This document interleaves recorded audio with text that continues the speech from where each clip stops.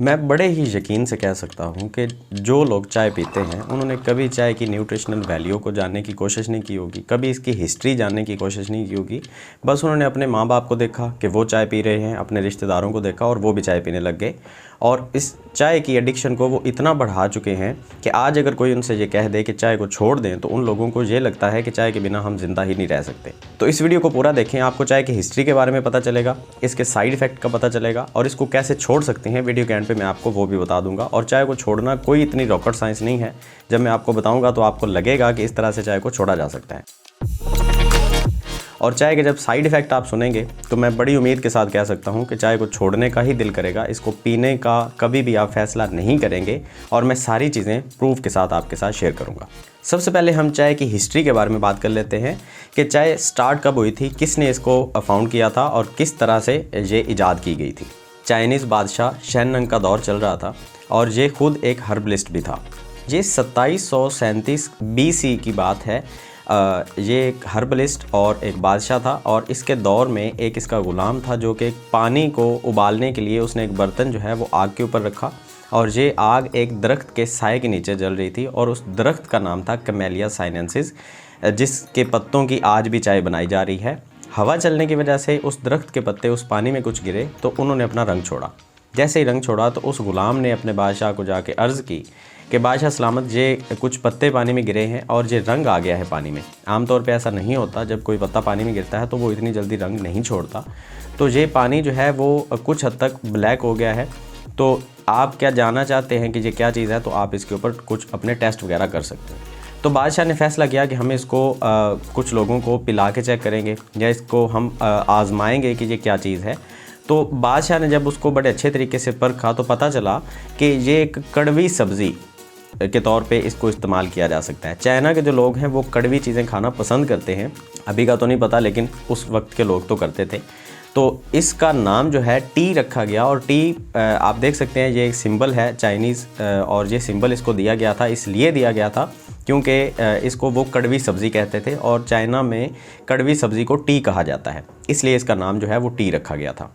अब ये तो चाइना में ईजाद हो गई और लोगों ने इसको पीना शुरू कर दिया। उनको इसके साइड इफ़ेक्ट का इतना नहीं अंदाज़ा था और क्योंकि वो ठंडे इलाके के लोग थे तो उनको इसके साइड इफ़ेक्ट इतने ज़्यादा बर्दाश्त भी नहीं करने पड़े जितने कि हिंदुस्तानी लोग जो हैं इनको बर्दाश्त करने पड़े। अब मैं हिंदुस्तानी लोग क्यों कह रहा हूँ, क्योंकि अभी तो हम पाकिस्तान में रह रहे हैं। तो ये बात तब की है जब इसको हिंदुस्तान में लॉन्च कर दिया गया था और पाकिस्तान और इंडिया जब एक साथ चल रहे थे तो इसको हिंदुस्तान कहा जाता था। और ये हिंदुस्तान में जब ब्रिटिश हुकूमत थी तो ब्रिटिश ने जो बरतानवी लोग थे उन्होंने अपने बिज़नेस को बढ़ाने के लिए, कहा जाता है हमारे जो बड़े थे वो भी हमें बातें सुनाया करते थे कि बहुत सारे हेलीकॉप्टर्स के ऊपर से बड़े बड़े बॉक्स जो हैं वो चाय के भर के ऊपर से फेंके जाते थे गांव देहात और बड़े बड़े शहरों के करीब, ताकि लोग इसको पी सकें और इसकी एडिक्शन में आ सकें और ताकि उनका बिज़नेस जो है वो चल सके।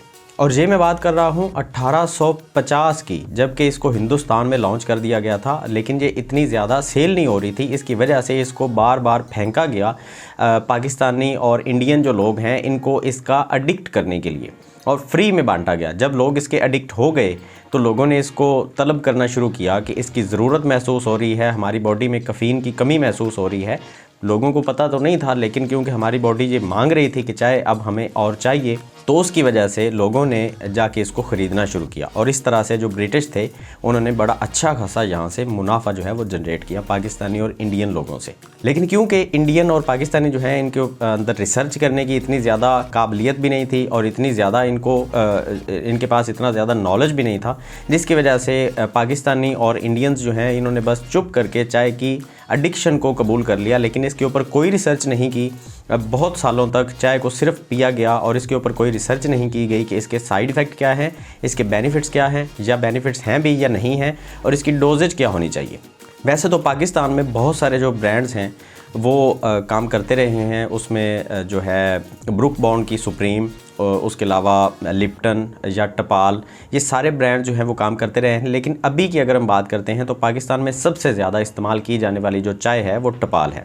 अब टपाल चाय जो है, इसको बनाने वाले जो हैं, जो इसके फाउंडर हैं इस कंपनी के, उनका नाम था आदम अली टपाल। ये उनकी कास्ट थी या उनका कोई लक़ब था मुझे नहीं पता, लेकिन इनका नाम आदम अली टपाल था, जिसकी वजह से इस कंपनी का नाम टपाल रखा गया था।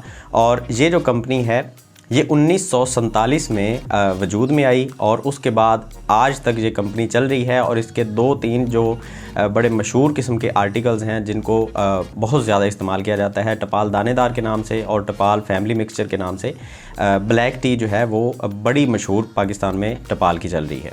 अब चाय की हम बात कर रहे हैं तो यहाँ पे एक सवाल ये भी अक्सर लोग जो हैं वो पूछते हैं कि चाय का एक दिन में कितना इस्तेमाल किया जा सकता है।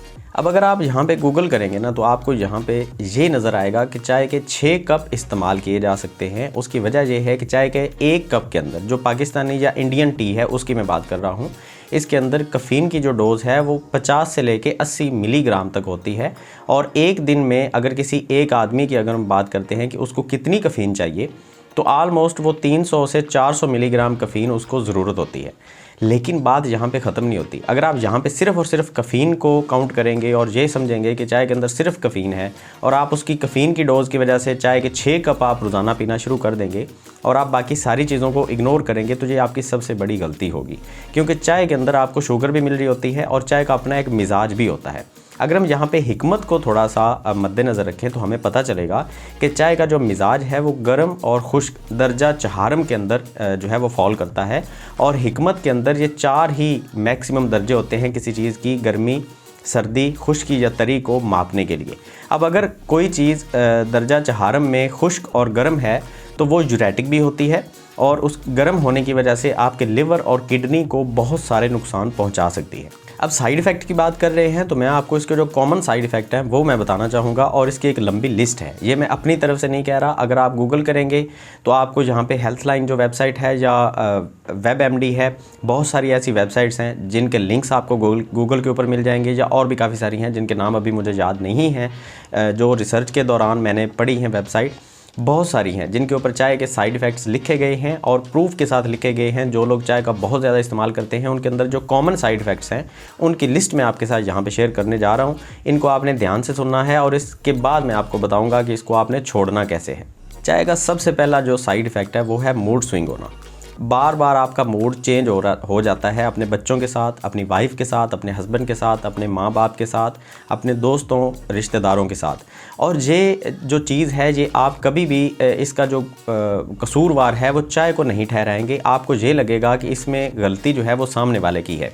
अक्सर जो चाय पीने वाले हैं वो बहुत ज़्यादा फ्रस्ट्रेटेड भी रहते हैं।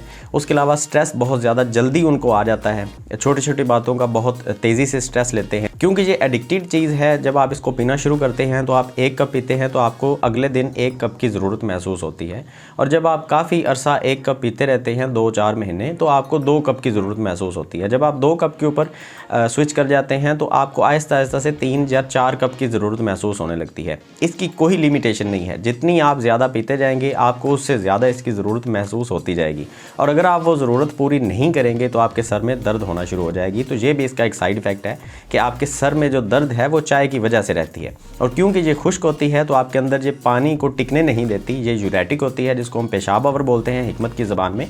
जितनी ज़्यादा आप चाय पिएंगे उतना ही ज़्यादा आपकी बॉडी से पानी को फ्लश करती है ये। और जितना पानी आप कम पीते हैं और चाय ज़्यादा पीते हैं तो आपकी खुश्की की वजह से आपकी स्किन के ऊपर बहुत ज़्यादा बुरे असरात जो हैं वो जहाँ पे आना शुरू हो जाते हैं। इसके अंदर स्किन की डलनेस, एक्नी का होना, पिगमेंटेशन आ जाना, मिलाजमा आ जाना, फ्रैकल्स आ जाने, बालों का गिरना, कैल्शियम की कमी, उसके अलावा लिवर का डैमेज होना, किडनी का डैमेज होना, उसके अलावा आपके मसाने का डैमेज होना या फिर और भी काफ़ी सारे साइड इफ़ेक्ट हैं जिनकी अभी मैंने आपके साथ और भी चीज़ें जो हैं वो शेयर करनी है। कुछ मेरे पास यहाँ पे लिखी हुई चीज़ें हैं जो मैं आपको लाजमी बताना चाहूँगा। इसके अंदर स्टमक का अल्सर जो है वो भी शामिल है। उसके अलावा सेक्सुअल वीकनेस जो है वो इसके अंदर शामिल है। मदर फीडिंग के अंदर कुछ प्रॉब्लम्स आ जाती हैं, प्रेगनेंसी में प्रॉब्लम्स आती हैं, हार्मोन इम्बैलेंस हो जाता है औरतों के अंदर, स्पेशली PCOS या PCOD की प्रॉब्लम हो जाती है। उसके अलावा नज़र का कमज़ोर होना और जैसा कि मैंने आपको पहले बताया कि कैल्शियम की कमी होती है तो इम्यूनिटी की आपके अंदर बहुत ज़्यादा कमी होने की वजह से, इम्यूनिटी बूस्टर क्योंकि हम ले नहीं रहे होते और सिर्फ चाय का इस्तेमाल कर रहे होते हैं तो इम्यूनिटी कम होने की वजह से बहुत सारी जो मर्ज़ें हैं वो हमारे ऊपर हमलावर होना शुरू हो जाती हैं। और चाय पीने के साथ जो शुगर आप ले रहे होते हैं, जो चीनी, जो वाइट पॉइज़न जिसको बोला जाता है, वो जितनी आप इस्तेमाल कर जाते हैं, अगर उसके बारे में मैं बात करूं तो एक अलग वीडियो की ज़रूरत पड़ेगी। मैं एक नई वीडियो में आपको उसकी सारी जानकारी भी लाजमी दूंगा कि वाइट पॉइज़न जिसको बोला जाता है वो क्यों बोला जाता है, क्योंकि वो एक नेचुरल चीज़ के ज़रिए आ रही होती है, तो उसको वाइट पॉइज़न क्यों बोलते हैं, उसकी वजह भी मैं आपके साथ शेयर करूंगा। खैर वो तो एक नेक्स्ट वीडियो की बात है। अभी हम चाय के बारे में बात कर रहे हैं, तो लास्ट में मैं आपको ये बता देता हूं कि चाय को आपने छोड़ना कैसे है। तो अगर आप एवरेज देखें कि पाकिस्तान में जो एक बंदा है वो एक दिन में कितने कप पी रहा है, अगर आप इसको गूगल करते हैं तो आपको पता चलेगा कि 3 से 4 कप डेली एक बंदा जो है वो चाय के पी जाता है। और इसमें मीठी चाय का जिक्र हो रहा है। चीनी के बिना जो चाय पी जाती है वो बहुत कम लोग हैं। जो डायबिटिक्स हैं वो चीनी के बिना इसको इस्तेमाल करते हैं, अदरवाइज़ सारे जो लोग हैं वो चीनी के साथ ही इसको इस्तेमाल कर रहे होते हैं। और 3 से 4 कप एवरेज आ रही है पाकिस्तान में। तो अगर आप 4 कप पी रहे हैं तो सबसे पहले आपने इसको 50% ऑफ करना है।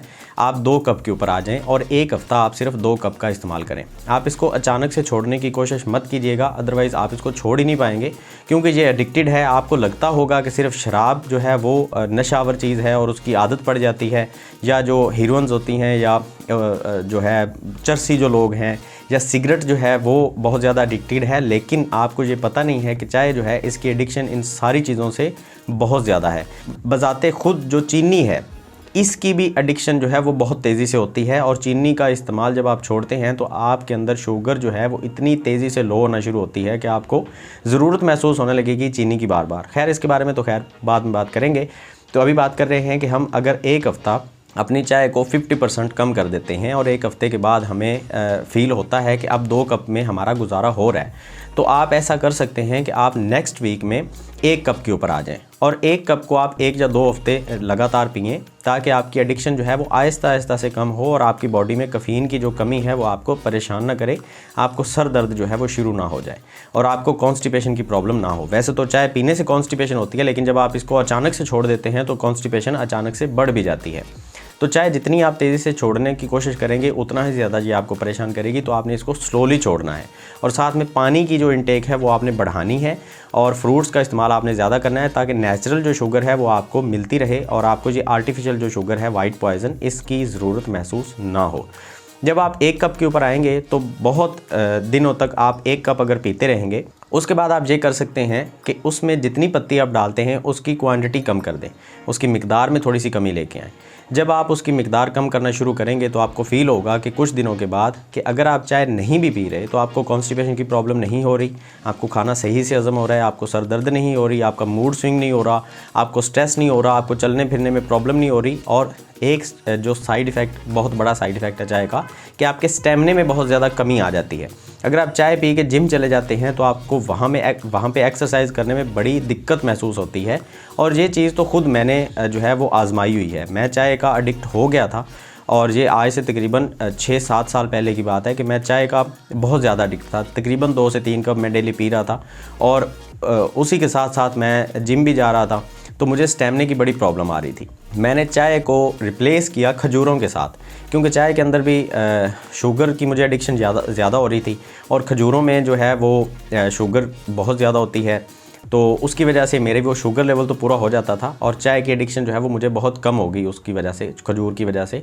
तो मेरे स्टेमिने में बहुत ज़्यादा मुझे जो है वो इम्प्रूवमेंट देखने को मिली और ये आपके साथ भी होगा। जब आप चाय को छोड़ देंगे तो लगातार आप कोशिश करते रहेंगे तो आपके स्टेमिने में आपको बड़ी इम्प्रूवमेंट देखने को मिलेगी। तो खैर मैं उम्मीद करता हूँ कि ये सारे साइड इफ़ेक्ट सुनने के बाद और चाय के बारे में मुकम्मल तौर पे अगर आप जान गए हैं और आपने वीडियो को एंड तक देख लिया है, तो आप दोबारा चाय का जो है वो ज़िक्र कुछ शर्मिंदा लफ्ज़ों में करेंगे। आप इसको प्राउड फील करके नहीं कहेंगे कि मैं चाय भी पीता हूँ। बहुत सारे लोग जो हैं वो टी लवर के स्टेटस लगा रहे होते हैं टिकटॉक के ऊपर, व्हाट्सअप के ऊपर, और बहुत प्राउड फील कर रहे होते हैं कि हम चाय पीते हैं, जबकि उन्हें ये पता ही नहीं है कि चाय का जो स्टेटस हम लगा रहे हैं, जो हम प्राउड फील कर रहे हैं, ये हम अपनी बेवकूफ़ी का एक ज़िक्र कर रहे हैं लोगों के साथ कि मैं इतना बेवकूफ़ हूँ कि मुझे पता ही नहीं है कि मैं क्या खा रहा हूँ, क्या पी रहा हूँ और इसके क्या क्या साइड इफ़ेक्ट्स हो सकते हैं। तो उम्मीद करता हूँ कि ये वीडियो आपको अच्छी लगी होगी। वीडियो बनाने में काफ़ी मेहनत लगती है, तो वीडियो को लाइक ज़रूर किया करें और इस तरह की वीडियोज़ देखने के लिए आप चैनल को सब्सक्राइब कर सकते हैं। मिलते हैं नेक्स्ट वीडियो में, दुआ में याद रखिएगा। अल्लाह हाफ़िज़।